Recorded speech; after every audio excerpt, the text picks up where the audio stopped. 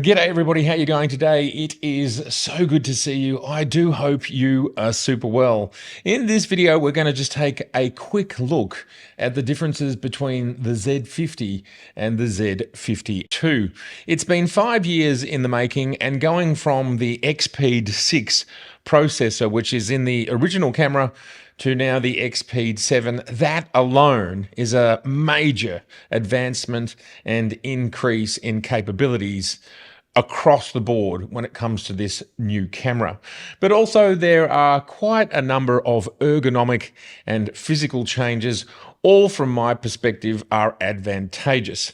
And perhaps the only thing that some people might not love is that the camera is a little bit bigger and a little bit heavier.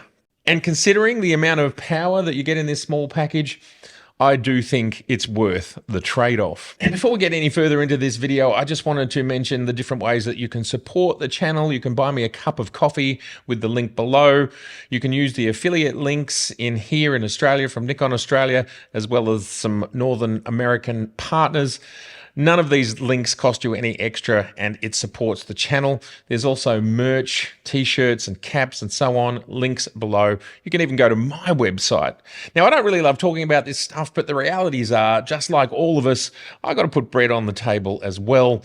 I love making these videos, but I do put a lot of time into it. Let's get into the differences between the Z50 and the Z50II. This is not going to be a long spec read video. I want to talk about perhaps the most important parts and show you the physical differences. And let's start by taking a look at the cameras side by side. The original Z50 is slightly shorter than the new Z50, and it's not by much. One thing about the original Z50 is that it was a very, very thin camera. The Z50 number 2 is a little bit thicker, but again, it's still a very diminutive camera. And we have to keep in mind that it does have that XP7 processor in there. It does have all the subject detection modes and the much faster autofocus along with 10-bit video. All of these extra processing cycles, well, they do create more heat. So we have to keep that in mind as well. The way that these cameras do flipping screens is very different.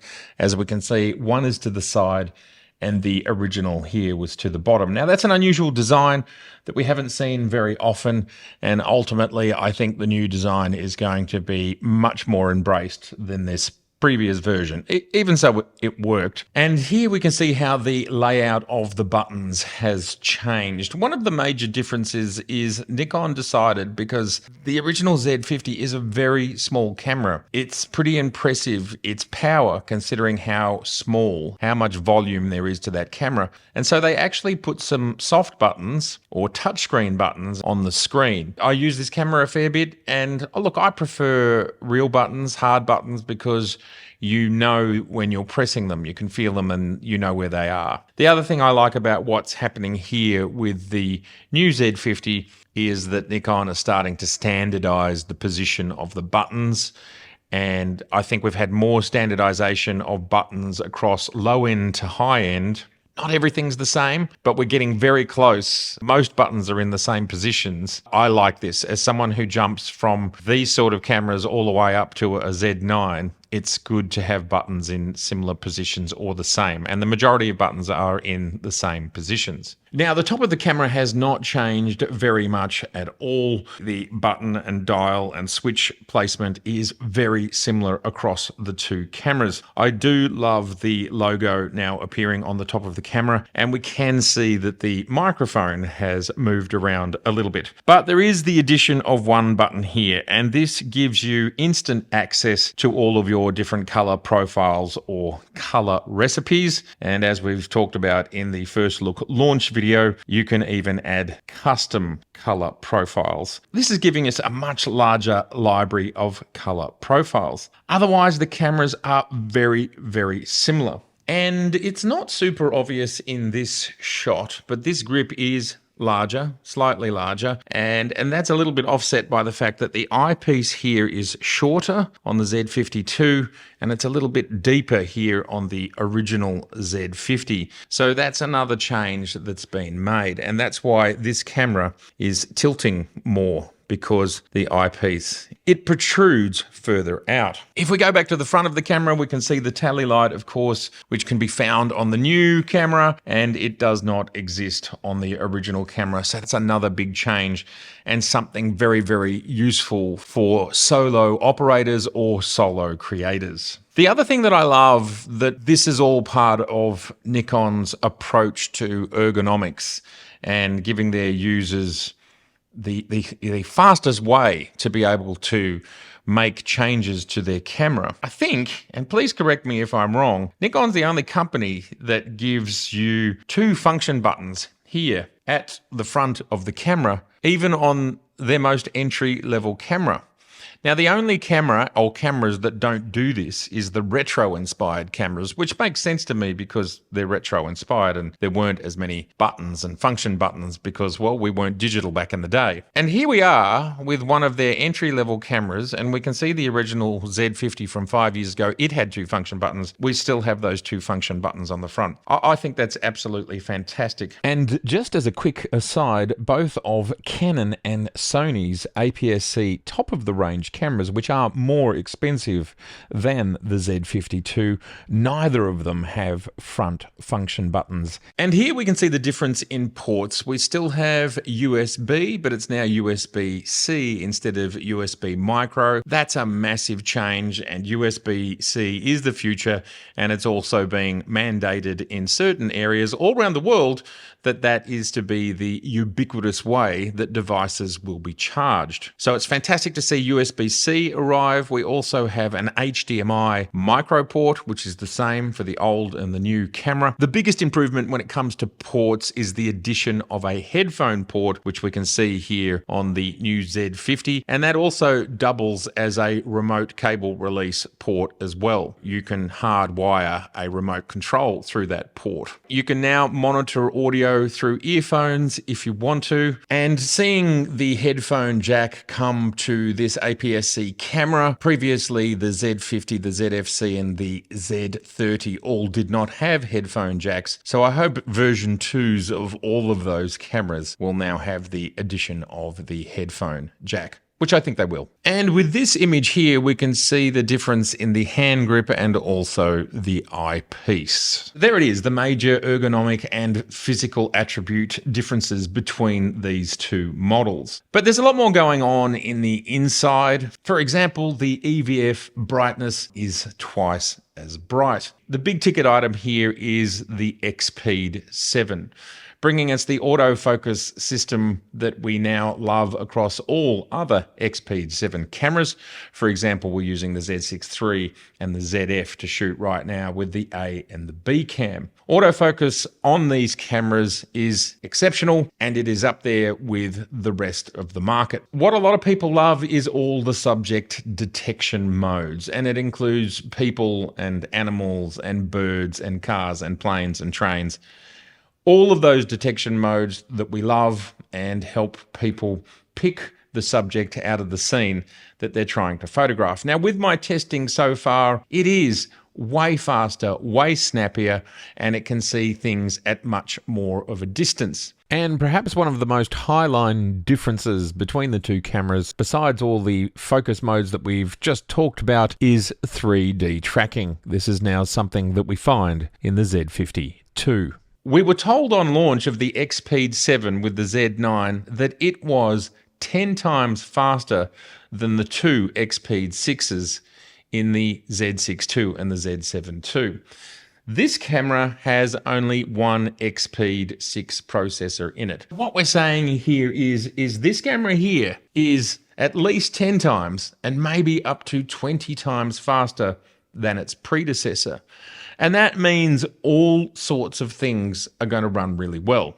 We've talked about the autofocus, but the other area that you probably get the biggest gain for such an entry-level camera is in the video spec, which I love. The video between these is quite different if you're interested in playing with and experimenting in video. The old one, 8-bit, the new one, 10-bit. we now have the capacity to shoot log internally. You don't have to have external devices. Not that you could do that with this camera. You could not do it with the old one any which way. The new one you can. And what that means is you have access to the Nikon Red collaboration of LUTs. Now we have 5 of those so far. Who knows if there'll be more? I hope so. I hope they never stop sort of tweaking and generating more of these things for all of us. But this camera can do it. And then there's many of the other advantages that came with the XP7 processor, which we see handed down from the Z9 to the Z8 to the ZF to the Z6 III. So many of those things are there. And whilst we're talking about autofocus, video and LUTs, what about those sensors? Well, Nikon tells us that the sensor in the Z50 and the Z50II are the same. That is 20.9 megapixels of the sameness. Now, yes, this camera is a little bit more expensive. Who knows exactly where prices will settle? It's very hard to compare now that the original Z50 has been in the market for 5 years. So we'll probably have to wait a year or so to know where the Z50 Mark II will settle and how it compares to where the Z50 is, say, today. In the end, I don't think there will be a big difference. It might be a couple of $100 in the US, maybe even less. And here in Australia, it might be $200 or $300 difference for the body-only version, if that.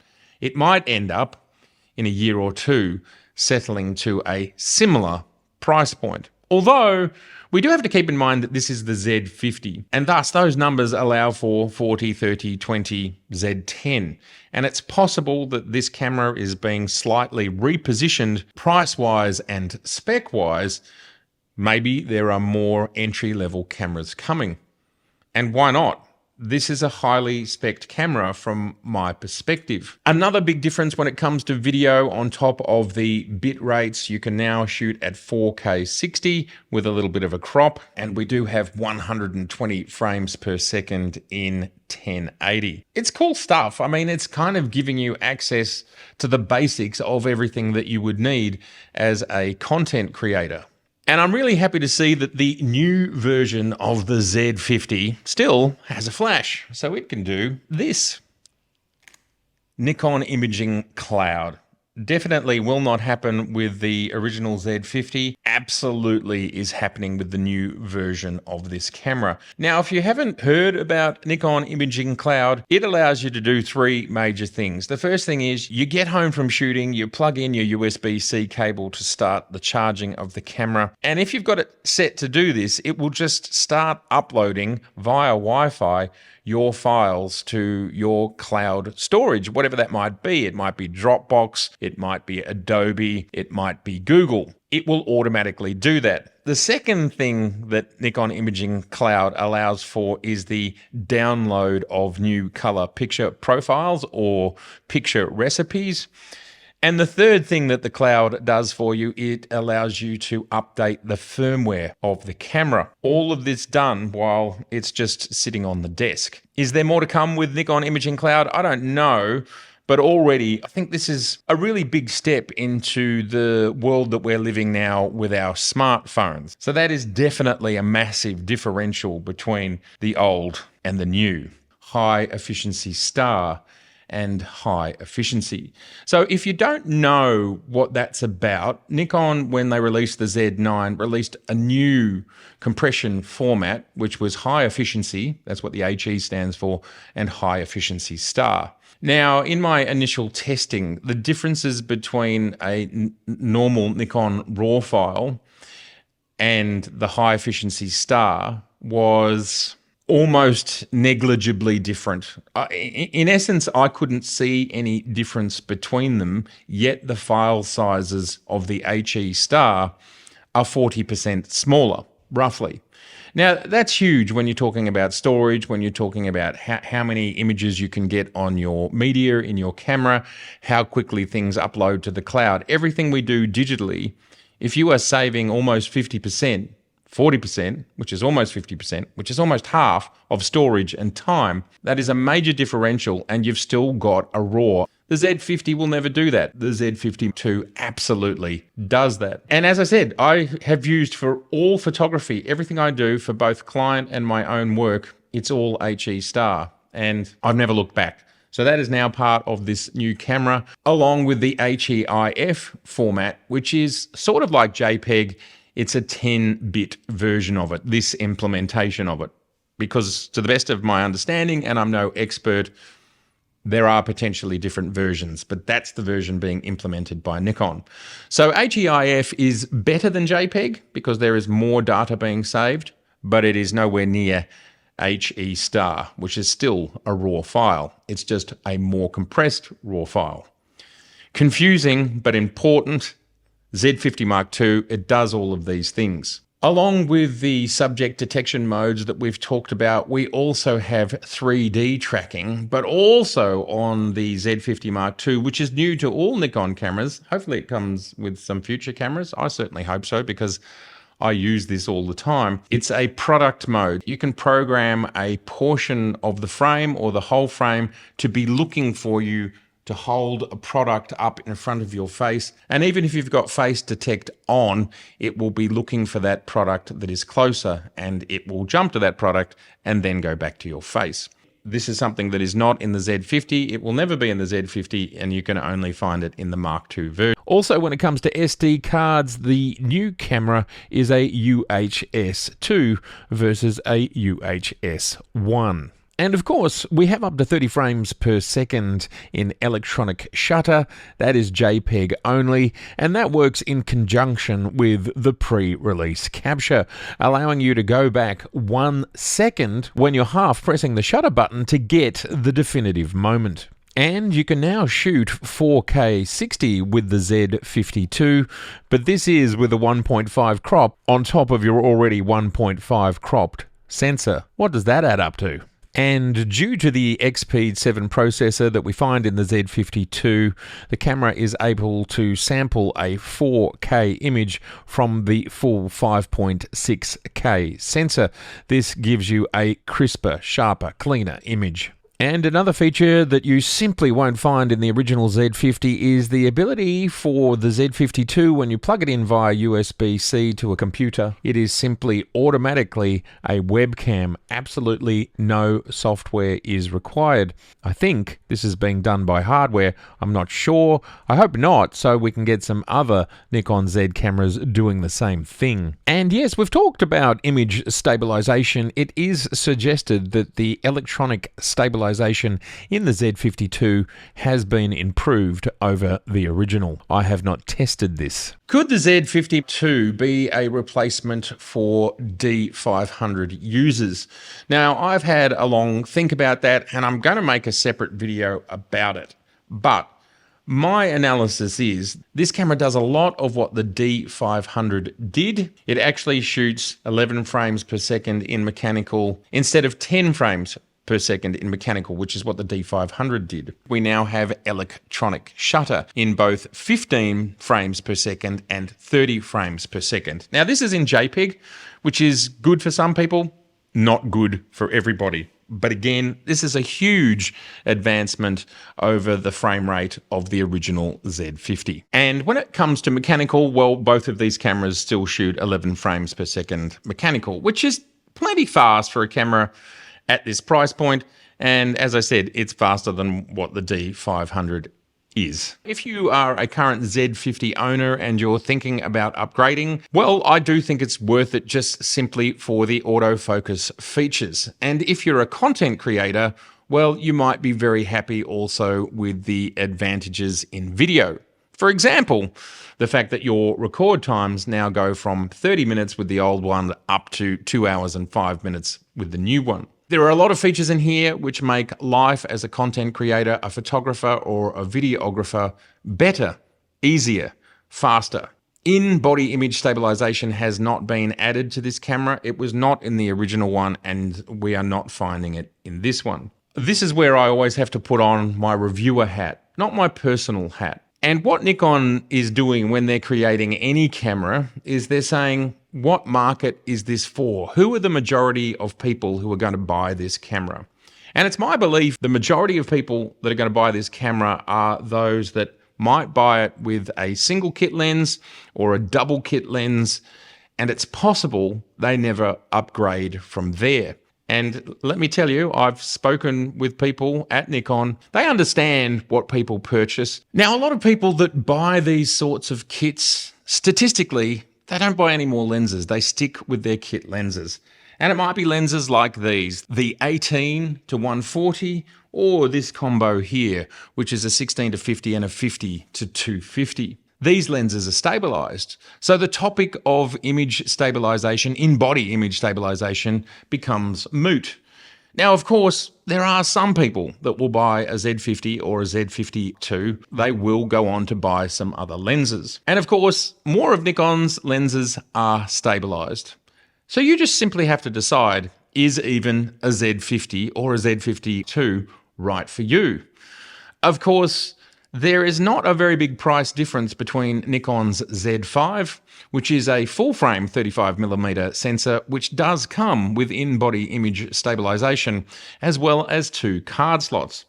And the price difference is not that much. Now, the reason that you wouldn't go for a Z5 at the moment, maybe, is because it is XPEED 6. And, well, there are a lot of advantages to XPEED 7. So that's a little bit of a choice right now. The Z5 is now the oldest Z camera. From my perspective, it's the one most likely to be upgraded next. So then that equation will probably change again. You've got to work out your use case. And to circle back to where I started, I think the majority of people that buy a camera like the Z50, their use case will be they'll probably stick with the lenses, their kit lenses, and they are stabilized. So it is not an issue. Well, there we have it. A little bit of an overview of these two cameras. I think it's a worthy upgrade to the original Z50. There is a lot added in. Automatically, when you get XPEED 7, a lot happens. Also, equally importantly to me, that the ergonomic advancements, the grip is slightly larger, the camera is slightly larger. The Z50 is a very, very small camera, so for someone like me, it getting a little bit bigger, and honestly, it's not that much bigger, but it getting a little bit bigger is absolutely welcomed. All right, everybody, more importantly than what I think, what do you think about the Z50 versus the Z52? Let's talk about it in the comments below. Do you have one? Are you thinking about buying one? And what lenses do you have with your Z50? All right, don't forget to use the links below if you want to purchase something. Buy me a coffee, it'd be awesome. I'll see you very soon. It's been so good to see you, and if this is your first time here, I would love to see you again, so please do subscribe, please share, and please like. Okay, bye for now.